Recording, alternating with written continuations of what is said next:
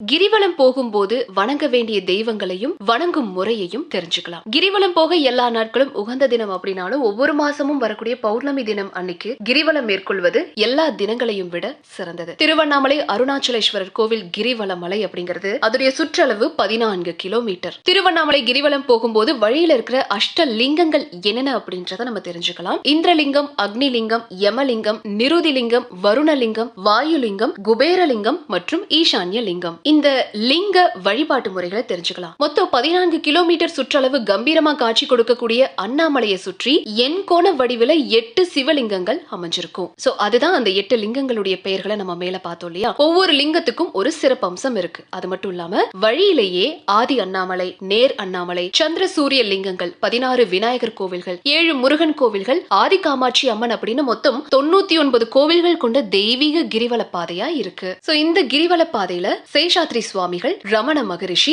யோகி ராம் சுரத்குமார் இவங்களுடைய ஆசிரமங்களும் இருக்கு. அங்க பக்தர்கள் அவங்களுடைய தேவைக்கு ஏற்ப முன்பதிவு செஞ்சுக்கிட்டு அறைகள் எடுத்து ஸ்டே பண்ணிக்கலாம். நிறைமாத கர்ப்பிணி ஒவ்வொரு அடி எடுத்து வைக்கும் போது தன்னோட வயித்துல இருக்கிற குழந்தைய மட்டும் நினைச்சுக்கிட்டு எப்படி போவாளோ அதே போல கிரிவலம் போகும்போது நம்ம சிவபெருமான மட்டும் நினைச்சுக்கிட்டு அவருடைய திருப்பெயரை உச்சரிச்சுக்கிட்டு பக்தியோட நடந்து போகணும். அப்படி கிரிவலம் போகும்போது எறும்பு புற்றுகளுக்கு அன்னமிட்டாலோ அல்லது இனிப்பு வாங்கி போட்டாலோ பெரும் புண்ணியம் வந்து சேரும். எத்தனை ஆயிரம் எறும்புகள் உண்ணுதோ அத்தனை ஆயிரம் உயிர்களுக்கு உணவிட்ட புண்ணியம் கிடைக்கும். சோ அந்த கிரிவலத்தை ஸ்டார்ட் பண்றதுக்கு முன்னாடி அண்ணாமலையார் கோவிலுக்கு அருகாமையில் இருக்கிற பூத நாராயணரை தரிசிச்சு அவருடைய அனுமதியை பெறணும். பூத நாராயணர் தான் திருவண்ணாமலையுடைய காவல் தெய்வம். அவரை வணங்கி பின்னாடி வழியில இருக்க இரட்டை பிள்ளையார வணங்கணும். அதுக்கப்புறமா ஆலயத்துக்கு போய் அண்ணாமலையாரையும் உண்ணாமுலை அம்மையாரையும் நாம தரிசனம் பண்ணணும். அதுக்கப்புறமா தான் கோவில் ராஜகோபுரத்தை வணங்கி மலையை வலம் வர ஆரம்பிக்கணும். இப்படிதான் கிரிவலத்தை நீங்க ஆரம்பிக்கணும்.